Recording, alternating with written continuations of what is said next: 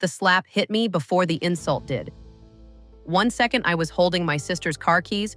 The next, my dad's hand exploded across my face so hard the keys flew into the street. The whole cul-de-sac went dead silent. And then he screamed, "Get out of my house! You're not family, you're just useful." I'm Madison Cole, I'm 27, and in that moment I realized I wasn't a daughter. I was a wallet with a pulse. Here's the twist. I was secretly paying for my sister Emily's entire wedding. Every single dollar. So tell me, am I the asshole for choosing revenge instead of forgiveness? If you were me, what would you have done? Drop a comment, and if this hits a nerve, stick around and subscribe because it gets worse. The crazy part is, I didn't scream, I didn't cry, I didn't even argue. After my dad slapped me and told me I wasn't family, my whole body went numb, like my brain just stepped outside of itself to watch. I remember staring at the keys in the street, my cheek burning, hearing neighbors gasp and a kid whisper, "Did her dad just hit her?" And my dad, Robert, standing there with his chest heaving like he'd just done something heroic, yelling, "Get out, Madison! You're done here! You don't respect this family! We don't need you!" That sentence stuck in my head. We don't need you. If only he knew. I walked away without looking back at my mom, Linda, or my sister, Emily. My mom had that frozen, guilty face, like she wanted to say something, but loved silence more than she loved me. Emily, she was smirking. Actually smirking. She picked up her phone and said loud enough for everyone to hear, "Drama queen, she always makes everything about her." That one stung almost more than the slap. I made it to the end of the block before my knees started shaking. My face was on fire, my lip was bleeding, and my heart felt like someone had shoved it down a garbage disposal. You know that moment when it hits you that your family doesn't just hurt you, they enjoy it a little? Yeah, that was my moment. I sat down on a bench near this tiny coffee shop I always go to and just stared at my phone. And here's where the story flips from victim to revenge. Because on that phone, in a neat little folder labeled wedding stuff, was my entire financial life laid out for my sister's big day. The venue contract, the catering package, the makeup and hair appointments, the photographer, the videographer, the decor team, the DJ. Every invoice had my name on it. Every deposit had come out of my account. You know what my dad had contributed? Opinions. You know what my mom had contributed? Pressure. You know what my sister had contributed? Entitlement. My hands were still shaking when I opened the first email. The wedding venue. Big fancy estate, chandeliers, a staircase perfect for those viral bride moments Emily wouldn't shut up about. I hit call before I could overthink it. "Hello, this is Silverwood Estate. How can I help you?" "Hi," I said, surprising myself with how calm I sounded. "This is Madison Cole. I'm calling about the Cole-Harrington wedding in 2 weeks." "Yes, of course, Miss Cole. We have everything." "I'd like to cancel the booking completely, effective immediately." Silence. Then the woman on the phone said, "I'm sorry?" "The entire event?" "Yes," I repeated. "Cancel the entire event." She started stumbling through policies, fees, penalties. I didn't care. "Charge me whatever you need to," I cut in. "Just cancel it." One click, then I went to the catering company. "Hi, this is Madison. Cancel the full wedding menu." To the decorator. "Cancel the floral arrangements. All of it." To the photographer. "Cancel the wedding package." "Yes, even the engagement album." To the DJ. "No music needed anymore. The party's over before it started." Every call I made felt like I was cutting one more invisible chain off my body. Like every, "We're so sorry to hear that, Miss Cole. We'll process the cancellation," was actually, "You don't have to carry these people anymore." By the time I was done, thousands of dollars worth of plans were gone. Just like that. Weeks and months of secret overtime, budgeting, saying no to myself so I could say yes for them, erased in under an hour. You might be thinking, "Madison, that's harsh. Am I the asshole for doing that?" But tell me honestly, if your father slapped you in front of your whole neighborhood, told you you weren't family, while you were secretly paying for your sister's dream wedding, what would you have done? Would you really keep funding the fantasy? I was just about to go into the coffee shop and finally let myself fall apart over a latte when my phone started buzzing like it was possessed. Ding, ding, ding, ding. Notification after notification until the screen froze for a second trying to catch up. First text from my dad. What did you do? No question mark, just accusation. Then Emily. Madison, are you insane? Why did you cancel everything? Then my mom. Answer your father, fix this now. I stared at the screen and felt nothing. No guilt, no urge to explain. It was like my heart finally put up a do not disturb sign. And then the universe decided to add gasoline to the fire.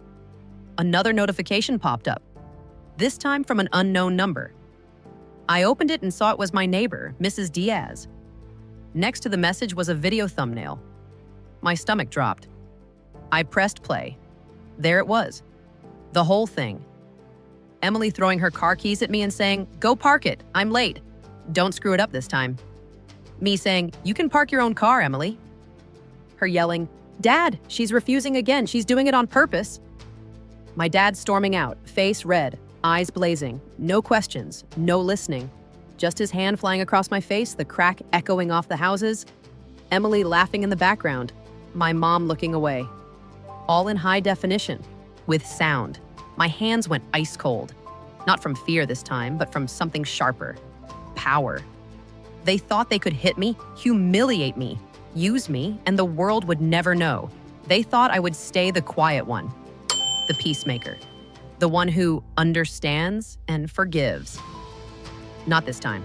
If you're still listening, hit like so the algorithm knows you're not on Team Slap, okay? And tell me in the comments, would you have canceled the wedding too? Or do you think I went too far with my revenge? Because trust me, this was only the beginning.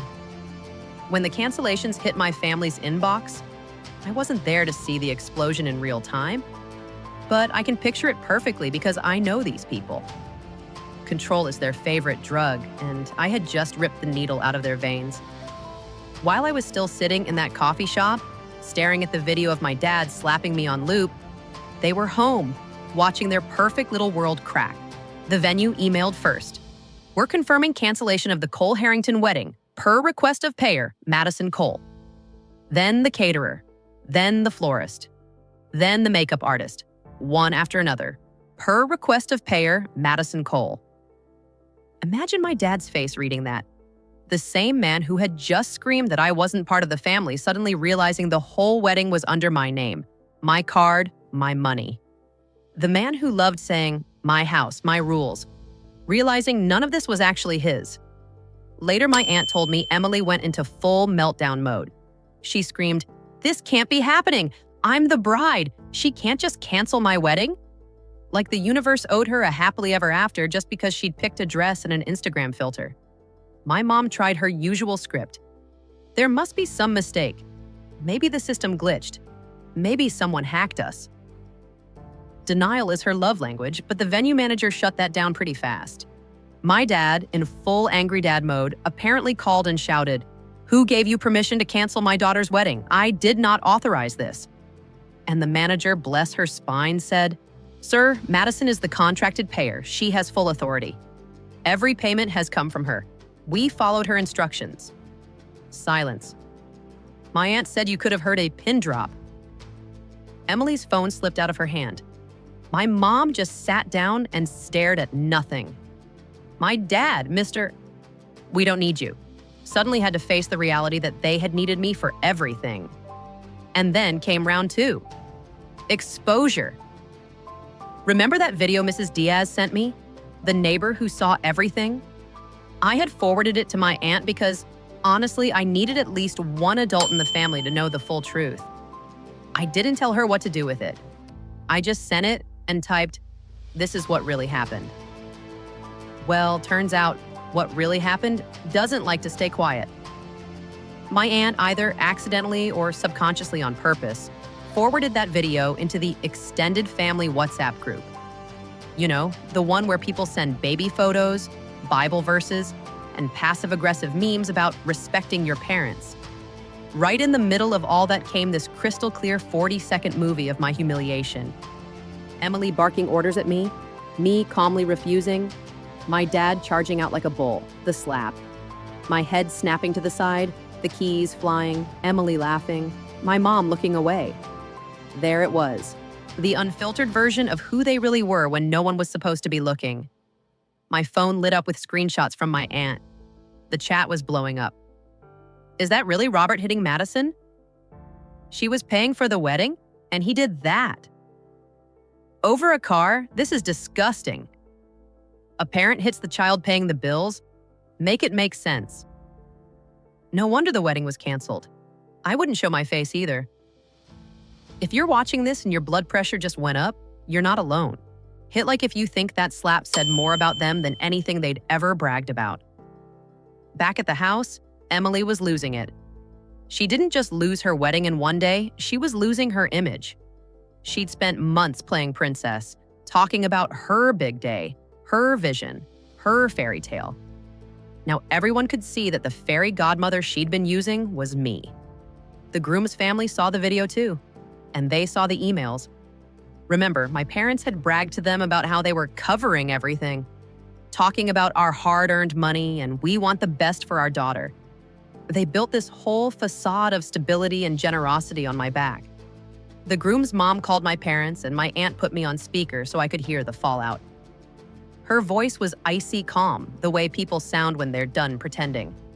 She said, "We will be calling off the wedding."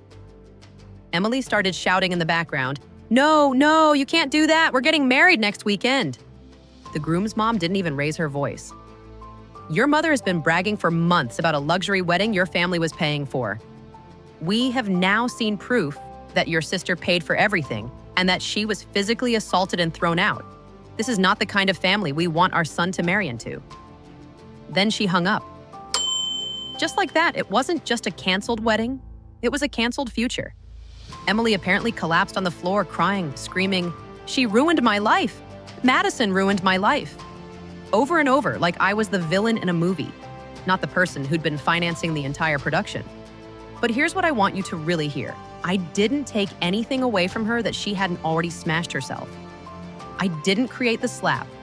I didn't force them to humiliate me. I just stopped paying the bill for the consequences. Meanwhile, reality started stacking up like unpaid notices. Because that's exactly what was happening. The electricity bill? I used to quietly transfer money to help cover it.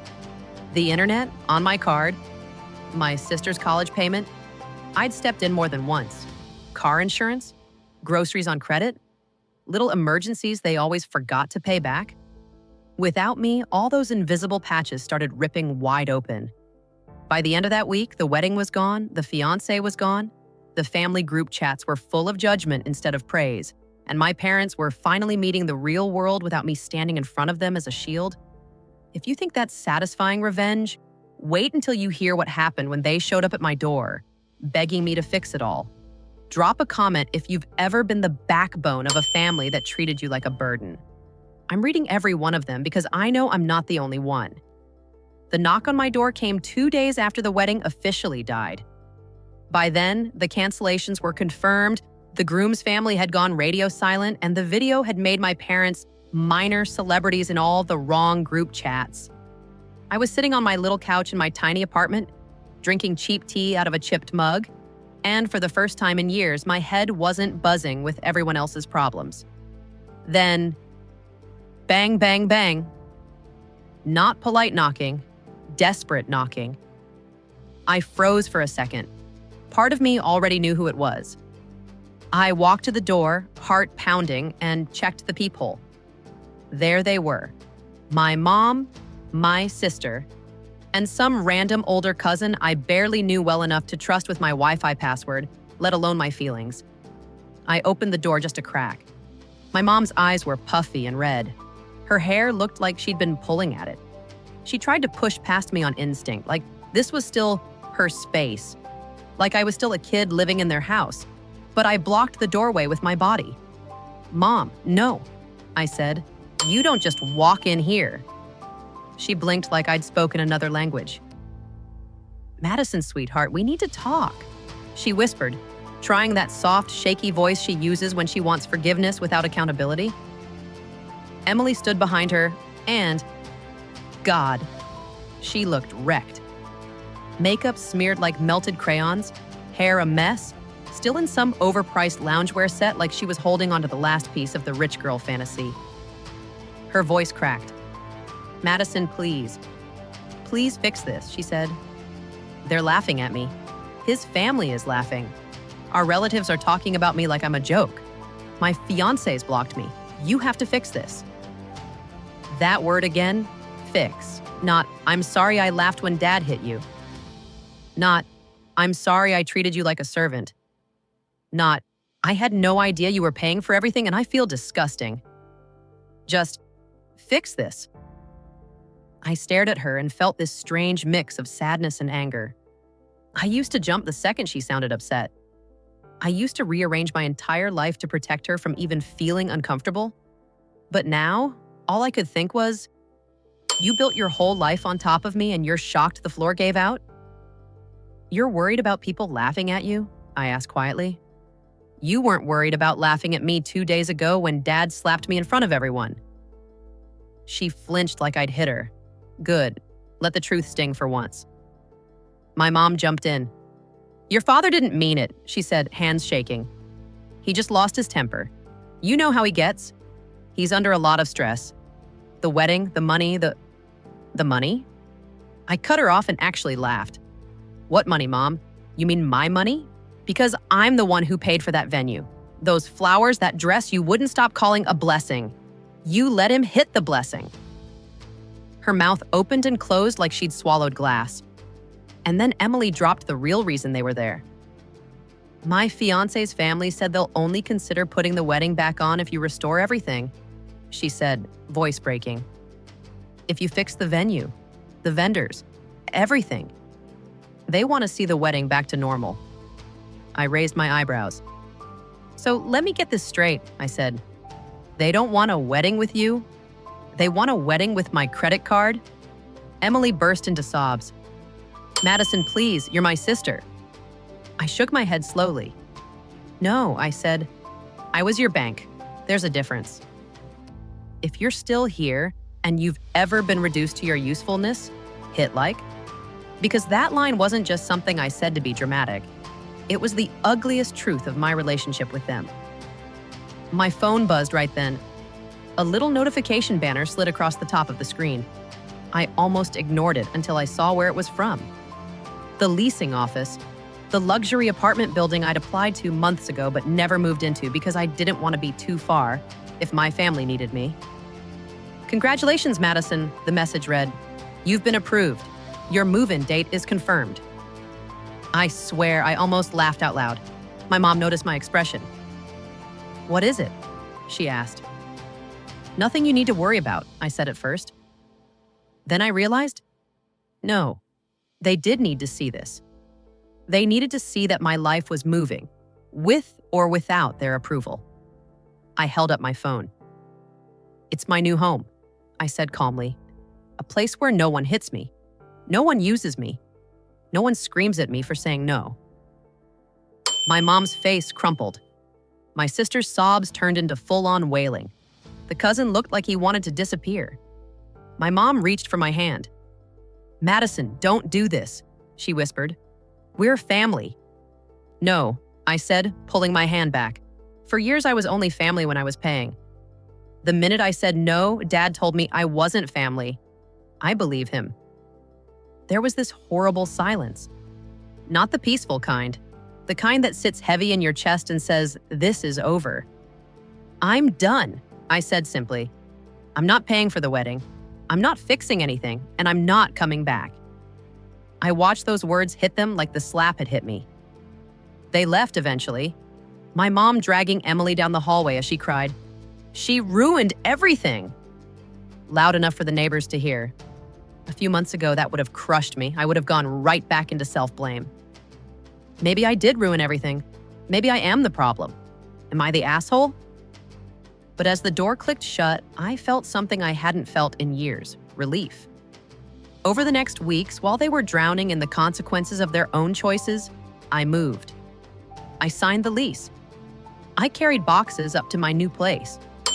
It wasn't perfect. It wasn't fully furnished, but it was mine. My couch, my dishes, my silence. No slammed doors at 2 a.m., no guilt trips, no "you're selfish" lectures right after I paid another bill. I got a better job offer because for the first time, I had the energy to actually show up fully for myself. I made friends who liked me for my personality, not my ability to fix their problems. I started sleeping, really sleeping, without replaying fights in my head. One night, a few weeks later, my phone lit up with my dad's name. I stared at it, thumb hovering, then finally answered. His voice was small. I'd never heard him sound small. "Madison," he said, "come home, please." I let the silence stretch. "We need you," he added.